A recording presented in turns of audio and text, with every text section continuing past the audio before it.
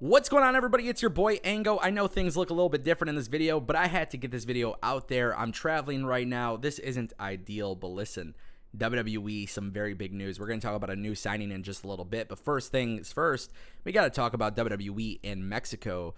WWE just did 2 live events in Mexico, and honestly, they are absolutely killing it. Again, they're just continuing this upward trajectory of constantly selling out shows, live events, TV tapings, pay-per-views. WWE's on fire, and the best part is it makes me really wonder what is going to happen with WWE's international expansion. Remember, years ago, Triple H talked about global localization, and essentially it was the idea of NXT's basically being all around the world, right?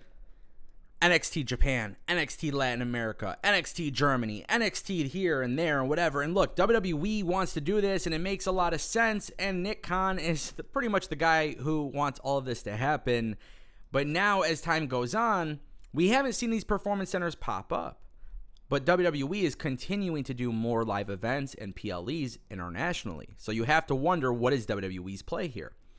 Now, with WWE being in Mexico City, they've had over 25,000 people to come and watch them. Obviously, they had Roman Reigns. They had all the big names there. Rey Mysterio, and of course, Santos Escobar was there.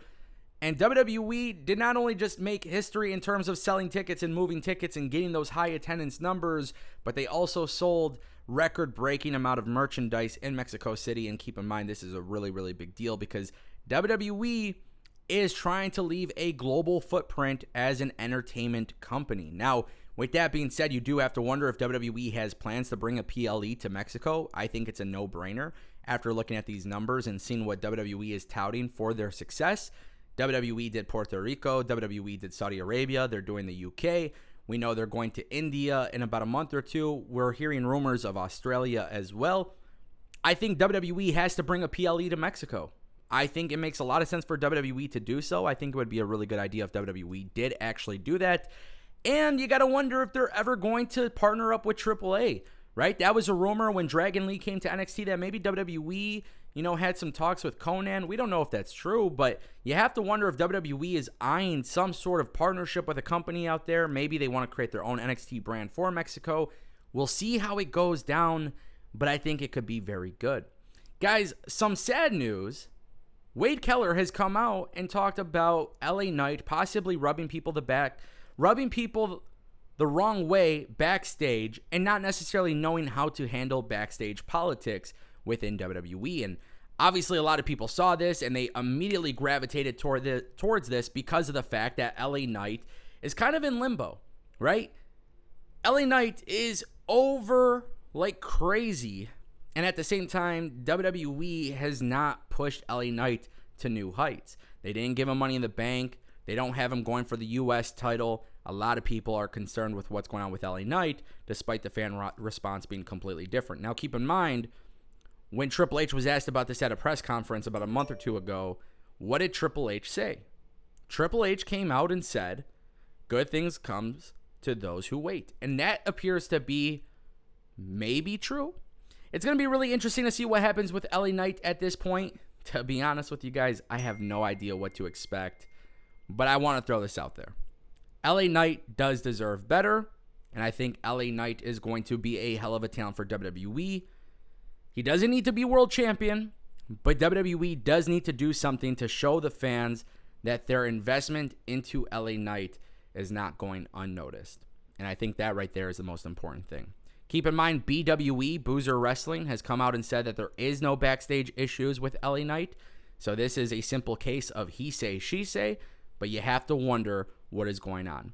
And that actually brings us to our final story of today's video. Just a couple days ago, we talked about Brian Pillman Jr. potentially signing with WWE. Now today, Bodyslam.net has come out and said that Brian Pillman Jr. is either finalizing his deal or has finalized his deal and is expected to report to the Performance Center soon. Very good news for WWE bringing in Brian Pillman Jr. I talked about WWE potentially signing him a few days ago. Now it looks like it could be happening. Brian Pillman Jr. fits the WWE system. When he was in AEW, it was always a head scratcher that AEW did nothing with him. Even when they were in Ohio and they had Brian Pillman Jr. versus Jon Moxley, they never did anything to capture any sort of momentum. It became a very big concern that AEW didn't know what they had.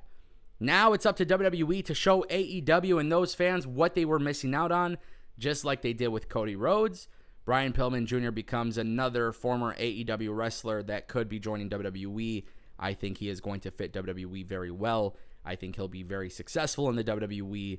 And truth be told, I look forward to seeing what happens. Now, with that being said, I really do want to stress the importance of this.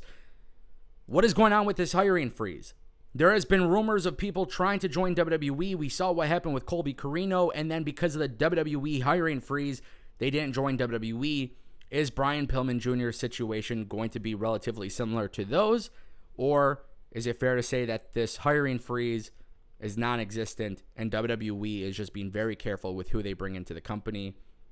We'll see. Brian Pillman Jr. going through NXT could be a great thing. Eventually going to the main roster could even be a better thing. I feel like AEW wrestlers are really going to pay attention to this, especially if they're ones who aren't high on the card. Maybe they'll just let their contracts expire and then go to the WWE if WWE is interested. Anyways, I want to know what you guys think. Thank you so much for bearing with me. I know this isn't the same quality that I typically do, but we're on the move and trying to make things happen. So with that being said, I'll see you guys next time. Thank you for watching. Peace.